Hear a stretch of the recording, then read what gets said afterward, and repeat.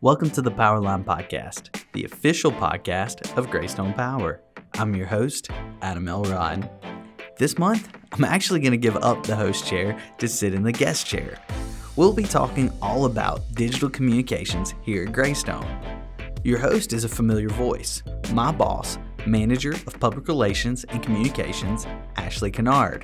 So let's jump right on in to episode number 24 of the Powerline Podcast. Today, we are taking a deeper dive into digital communications with one of our subject matter experts in that area, Brand Strategist Adam Elrod. Adam, welcome to the podcast. Thanks for having me.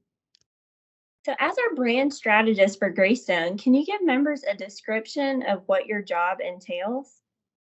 My role covers a number of different areas. So I manage our website, I do the videos for the co-op, I work a lot with our mobile apps. Of course, y'all hear me each month on the podcast. I'm also the key person looking at Greystone's brand in general. And then a big piece is also looking at our member satisfaction studies. And then one ever-growing area as well is our targeted communication efforts. I know you stay busy with all that. So it seems like there are new ways to communicate every year.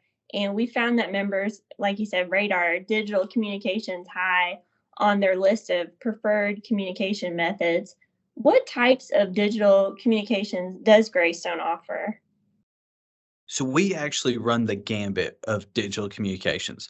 Our largest digital tool would be our website, which rates as one of our highest satisfactions, not just for the co-op, but among electric utilities just in general in the nation.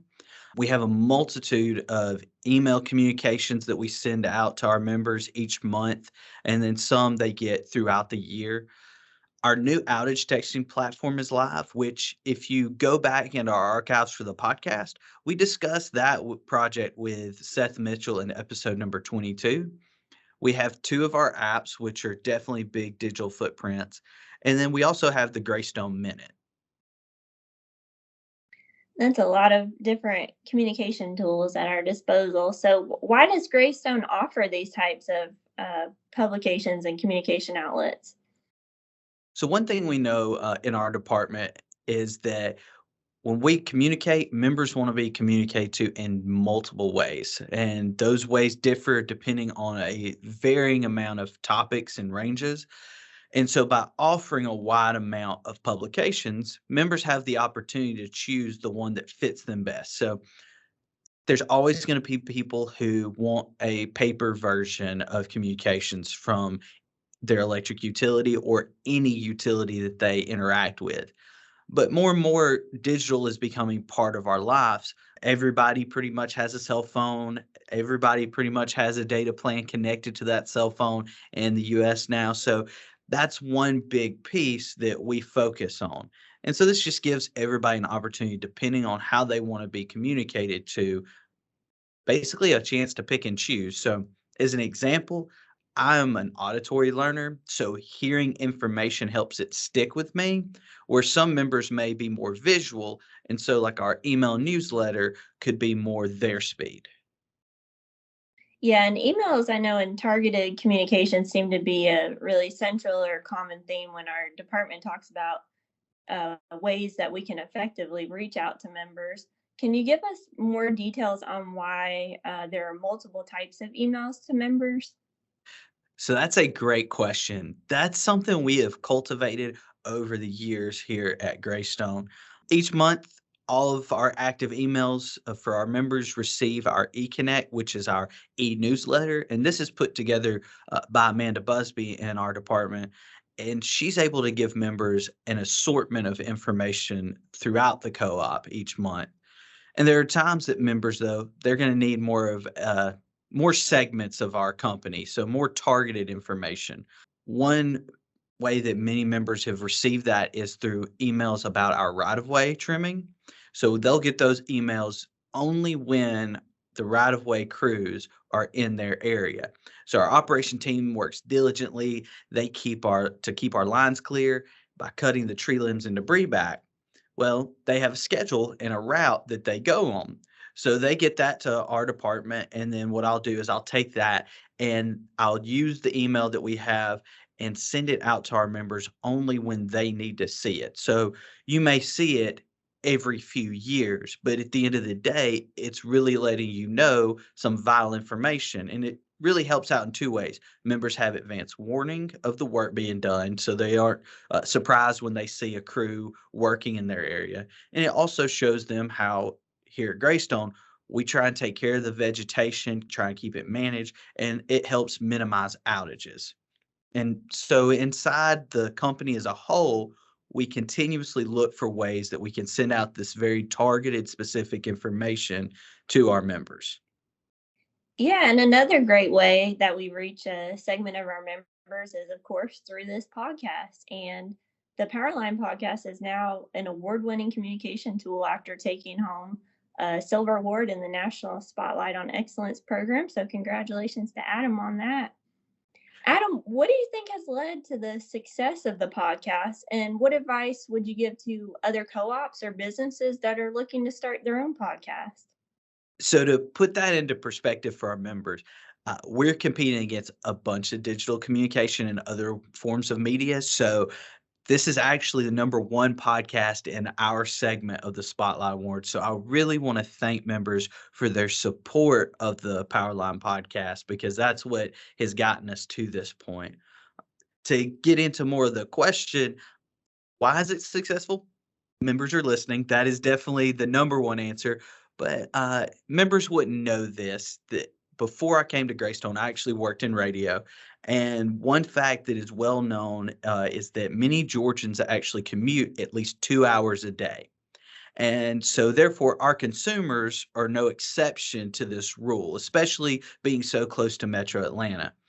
So that's time that they're either enjoying music or they're absorbing information. But ultimately, while you're in your car, you're a captive audience to whatever you have on. Even if you don't have anything on, that means you're just listening to nothing. Um, and so, with the rise in popularities of podcasts, we thought that it would be a great way for members to get a deep dive into Greystone. So, there are no other communication tools here at the co op that we can go this deep into information. As an example, I would put that most members would not read a publication of me giving the answer like I am right this very second. It just wouldn't be as interesting or as intriguing if you had to go and read about it or maybe even watch a video about it. But the opportunity to just sit and listen, that really starts to grab people's attention. And so that's been one of the huge successes. And as far as the what advice would I give? I would say know your audience. So we look at our membership. We know our membership. I mentioned that I manage our member satisfaction study. So I see a lot of answers of how members feel about our communication.